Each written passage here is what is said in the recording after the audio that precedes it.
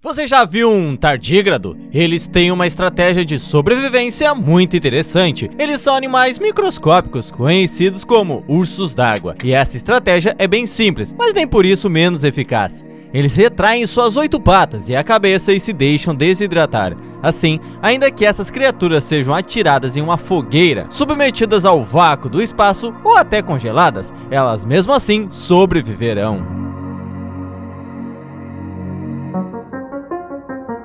Tardígrados são animais microscópicos de 8 patas e com cerca de 0,5 milímetros de comprimento que conseguem sobreviver a temperaturas abaixo de menos 270 graus Celsius e até 150 graus Celsius positivos. Eles suportam o vácuo do espaço. Aliás, eles podem realmente estar vivendo na Lua, mas já eu falo sobre isso. Eles podem viver 30 anos sem água e sem comida. E não é à toa que essas criaturas são conhecidas como os seres vivos mais resistentes do planeta. Apenas uma coisa pode ser uma ameaça para esses seres aparentemente indestrutíveis: o aquecimento global. Uma pesquisa de 2018 já havia mostrado que a espécie de tardígrado que vive na Antártida, a Acuntucus antárticos, poderia ser extinta devido ao aumento da temperatura dos oceanos. Aliás, outra espécie, a Rhamazothius variartus, apresenta o mesmo ponto fraco. Os cientistas descobriram que os tardígrados têm o que parece ser uma espécie de superpoder. Quando desidratam, eles retraem a cabeça e as 8 patas, se encolhendo em uma pequenininha bola, e entram em um estado profundo de animação suspensa, que se parece muito com a morte. Eles perdem quase toda a água do corpo e seu metabolismo diminui para apenas 0,01% da taxa normal. E tem mais. Quando eles estão ativos, são capazes de suportar as temperaturas que eu havia dito. Mas daí você deve estar se perguntando, se eles sobrevivem a menos 270 graus Celsius e mais que 150 graus Celsius, como é que o aquecimento global pode realmente fazer isso? Quanto a temperatura da água teria que aumentar para ser um problema para eles? Segundo os cientistas, não se trata da temperatura, mas sim do tempo de exposição a ela.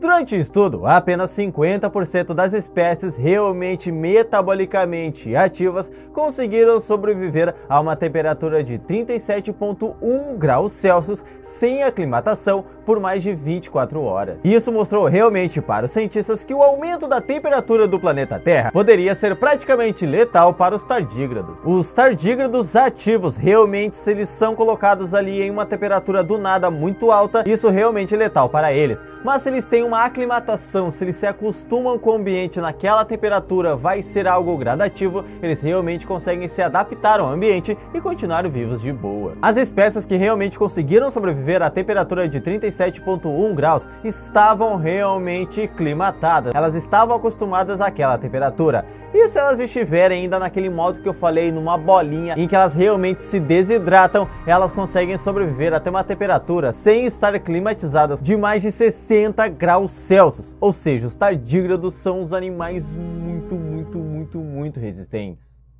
E existem cerca de 1.300 espécies desses pequenos animais, e ao que parece, apenas os tardígrados do tipo Paramacrobiotus BLR recém-descobertos produzem esse brilho azul intenso com mecanismo de defesa em caso de exposição à radiação ultravioleta. Segundo os pesquisadores, esses tardígrados estariam de alguma forma absorvendo a radiação fatal e a convertendo em luz azul inofensiva. Essa é a primeira evidência experimental de moléculas fluorescentes protegendo animais da radiação. Os cientistas observaram ainda que quanto mais fluorescente é o tardígrado, mais resistente ele é. Após 1 hora de exposição aos raios ultravioletas, 60% dos animais fortemente fluorescentes sobreviveram mais de 30 dias, enquanto os menos fluorescentes morreram em 20 dias. A resistência dos tardígrados fascina as pessoas que não conhecem eles e tantos pesquisadores. Há quem diga que a única catástrofe que mataria completamente os tardígrados seria a morte do Sol. Alguns dos mecanismos de sobrevivência usados por eles já são conhecidos da ciência, como as proteínas chamadas de TDPs, proteínas intrinsecamente desordenadas, responsáveis por manter esses animais vivos em um ambiente de desidratação completa. Mas muitos dos porquês desses animais serem tão resistentes ainda são um mistério para a ciência.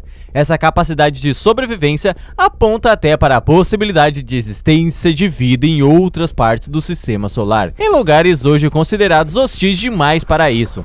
Recentemente, teve pessoas que juraram ter visto tardígrados nessas manchas solares, nessas fotos que foram tiradas pela NASA.